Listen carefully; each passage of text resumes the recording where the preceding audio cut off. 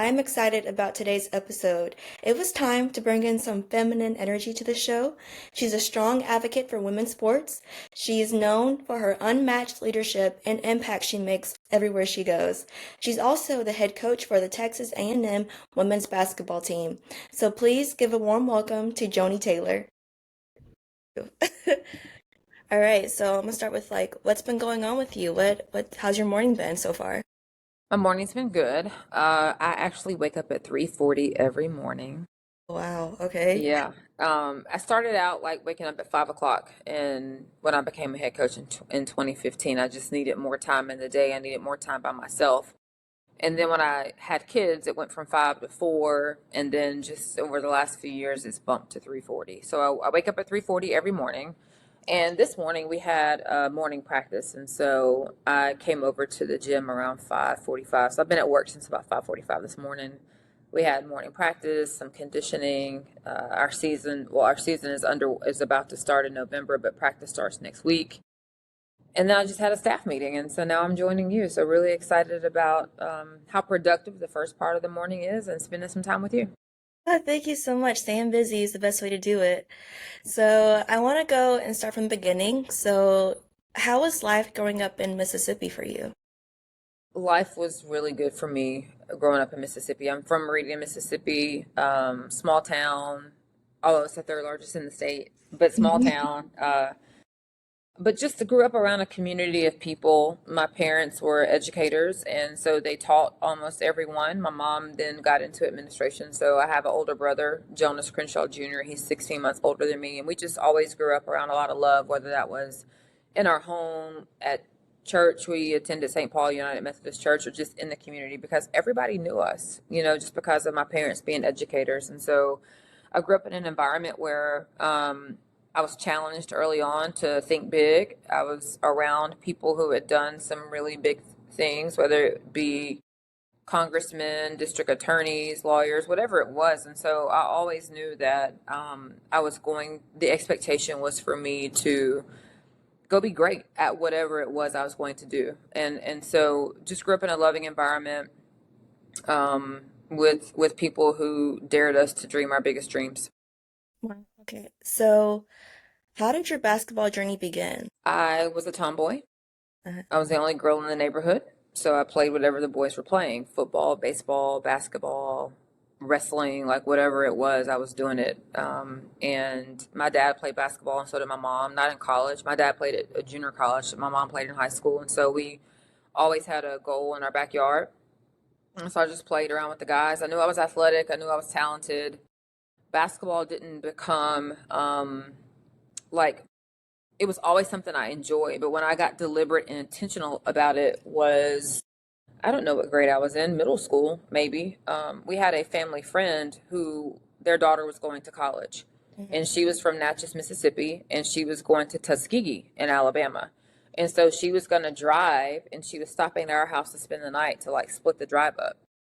And I remember when she came, I was like, why are you going all the way to Tuskegee? Like, you're passing up all these colleges. Why are you going to Tuskegee? And she said, I want a basketball scholarship. And I said, what is that? And she was like, they're going to pay for my education, and I'm going to play basketball. And I was like, oh, really? I didn't know that was a thing. I mean, again, I was young. I didn't know you could earn a scholarship. And so that became like, as Oprah would say, an aha moment for me. It was like, because there was no WNBA when I was growing up, Heather. Like, my dream was to take basketball to high school and then see what happened. And then when I realized you could like I knew you could play in college, but I didn't know you could do it for free. And that's when I just became really intentional and deliberate about basketball is going to be my ticket. Like, it's going to be it's something I love. It's something I'm good at. I enjoy it, but it's going to get me a free education. And so that's when I really locked in. Right. So you were like, hey, I'm good at this. I'm gonna be intentional with this. So now after high school, you're like you said, your friend was going to Tuskegee. Now it's time to think about your future for college ball. So was Bama on the top of your list? It Going, was. was it? I started going to camp at Alabama when I was in the ninth grade. And so I went to basketball camp in the ninth grade and in 10th grade and in 11th grade. I knew the coaches. half of my team. And back then, elite camp was where you like it's how you got recruited. I mean, obviously you played AAU, but AAU then was not what it is now in terms of like the scale that it is. And so I was comfortable with the coaches. They were coming off a Final Four win. They had players on their roster from Mississippi who I had followed. I knew for sure that I wanted to play in the SEC. Just being in the South, watching it on TV, I knew the SEC was what I was doing. So I took visits to Florida, I took visits, to other places, but I knew that Alabama was already in my heart. And so when I went on that visit, it just solidified everything I'd already felt. Yeah, so playing college ball at Bama, what would you say was your favorite unforgettable moment on the court? Man, on the court, without a doubt, my favorite moment was as a freshman, we hosted the first round of the NCAA tournament at home, and we were playing UCLA, and we were down, and we had zero point 0.4 seconds left on the clock. And you got to take yourself back. This wasn't four quarters, this was two halves. You couldn't advance the ball the way you can now and get it to half court. So we used to practice like in nauseum. Coach Moody made us practice this full court play. And we were like, this is never going to happen. The likelihood of everything happening right is never going to happen. But once a week, maybe twice a week, we practiced this like full court play with like less than 5 seconds on the clock. And this was like zero point 0.4. And so it was like, okay, it's got to be like a catch and shoot type of deal. And we needed that to win the game against UCLA. And my teammate, Latoya Caudle, Brittany Ezell, our point guard, threw a long pass to her. She caught it, turned around, and scored it, and we won the game. And it took us to the Sweet 16. So that by far is my most memorable. Do you remember the score? I do not. I do not. I do No. not. Yeah. So, man, I can't imagine like the adrenaline you must have been feeling. You're like, this is it. You're like, we gotta make this so we can like move on to like the actual like Sweet 16. So you guys did that and you made your mark at Bama for sure. Like I still have people come up to me when they were like, I'm talking about you. I'm like, yeah, I'm interviewing Joni Taylor. They're like, you are? I'm like, yeah. So now moving on from player to now starting your coaching journey, what made you get into that profession? I did not want to be a coach. I can't say I didn't want to be like I was against it, but it was never on my radar to be a coach, Heather. My degree is in secondary education. I was going to be a counselor. I wanted, Ears Jordan was a counselor, and she was one of my mentors, one of the people I looked up to growing up, and I wanted to do what she did. And she was a high school counselor. And so I was going to be a high school counselor and a Christian counselor on the weekend. That was my path. That's what I wanted to do. In order to be a counselor, you have to teach in the classroom for 2 years first. They want you to kind of have experience in the classroom. And so when I finished my degree at Alabama, I was going to go to grad school, get my counseling degree, and be a counselor. And my 5th year at Alabama, I was done playing basketball, but I still needed to finish school because they didn't let you student teach and play at the same time because you just missed too many days of student teaching. Hmm. So I came back for a 5th year, and while I was student teaching, I had an opportunity to work in the men's basketball office for Mark Goffrey.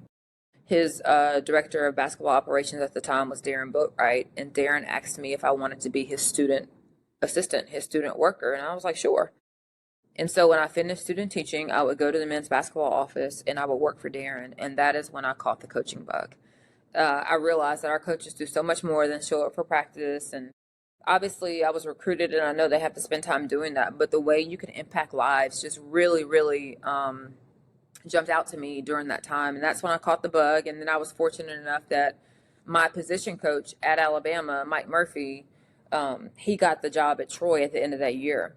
And I remember he called me up and he goes, hey, I need a favor. And I was like, okay, sure. Like, do you have a recruit in town you want me to talk to? You need me to stop by the office? Like, what is it? And he said, actually, I just became the head coach at Troy University and I want you to come be my, first assistant and recruiting coordinator. And I was like, oh. And that's how I got into coaching. I was scared to death and I had a decision to make. I could either go get thrown into the fire at Troy with no experience, but with somebody who I believed in and who was very good at what he did and who I played for. So I knew his philosophy, I knew how he thought, I knew what his expectation was. Or I could stay at Alabama and go to grad school and be comfortable. And I chose to jump into the fire, and the rest is history. Yeah, that's inspiring. I'm all for doing things that make me feel uncomfortable because I Yes. know that's how I'll grow. I don't want to stay where I am comfortable because I know like I won't really get anything from it. And I'm all for like doing stuff that makes me feel some type of way. And Yes. so even doing this, I'm like, I'm uncomfortable a little bit because I know this is like a little like out my comfort zone, but I like it. So yeah, but you worked as an assistant coach for various schools and you were associate head coach for a couple of them. What did those roles teach you? You know, it was very important to me as an assistant coach that I worked for people who were not going to put me in a box. I didn't want to just be in over one thing, or I didn't want to be known as just a recruiter. I wanted to do a little bit of everything because when I got to Louisiana Tech in 2005, somewhere in that window of being at Louisiana Tech from 2005 to 2008, I realized I wanted to be a head coach. Mm, Um, I knew I wasn't ready, but I knew I wanted to be a head coach. And so at that point, it became very important for me to be intentional about who I worked for. And so, what I can say about all of my experiences as an assistant coach is that I worked for people who stretched me, who challenged me, and who gave me a lot of responsibility in a lot of different areas. And so, I was very, very well rounded. And I'm grateful to have had all of those experiences because it definitely shapes who I am as a coach now. yeah, so you're very involved in women's basketball. You know, your name is literally everywhere. Joni Taylor, women's basketball is like connected, intertwined. No. So, what unique strengths do women bring to the game both on and off the court? Well, I think obviously we are resilient. I think we're problem solvers. I think we are used to compartmentalizing and carrying a lot of different wearing a lot of different hats and carrying a lot of different bags. And so I think that with women, you're going to get people who are going to figure it out. You know, we're going to figure it out. I think that we know how to come together to make a plan work. And I think the biggest thing for us is that once we believe in you and we trust you, then there's nothing we won't do for you. Yeah. So you talked about, you know, how when you were growing up, WNBA wasn't as, it didn't have that recognition as much, but now time has, you know, passed and we have seen women's basketball evolved and we are starting to see more and more women athletes get the recognition. So what's your take on that? Like, I think it's amazing. I mean, again, like growing up for me, the WNBA did not exist. The first time I saw like women playing on TV was the Dream Team in 1996 for the Olympics, and when they were in Atlanta, and that was my first opportunity to be like, oh my gosh, like I'm watching women on TV playing basketball. I think you look at that from now, our exposure has just gone through the roof. And I think people are starting to figure out what we've known all the time is that like this is where the greatness is. But we have a lot of networks now. There's the SEC network, there's the ACC network. And so our platform is growing because we're on TV. Our platform has grown because of social media, so more people are now aware of who we are and the product that we can put on the floor.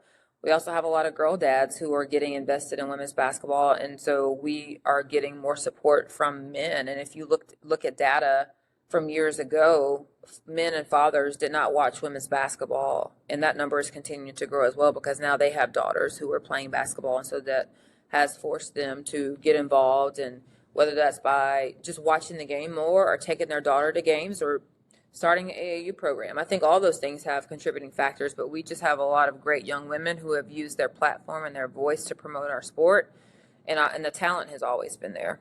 yeah, for sure. So what what coaching dynamics have you noticed between, or the differences between men's basketball and women's basketball? I could talk all day about this. I think that while we have grown a lot, there's still a lot of work to do. For example, there's a lot of men's coaches who coach women's basketball, and that's a great thing. How many women's coaches do you see coach men's basketball? So we still need to even out the playing field there. If women want to do that, just like we have opened up our game for men, there's not a lot of opportunities for women to go coach on the men's side, whether that's collegiately or in the NBA. I think the other thing is when a man is passionate or a man is like animated on the sidelines and they're passionate and they're standing up for their players. And when a female does it, she's angry. She doesn't know how to control her emotions.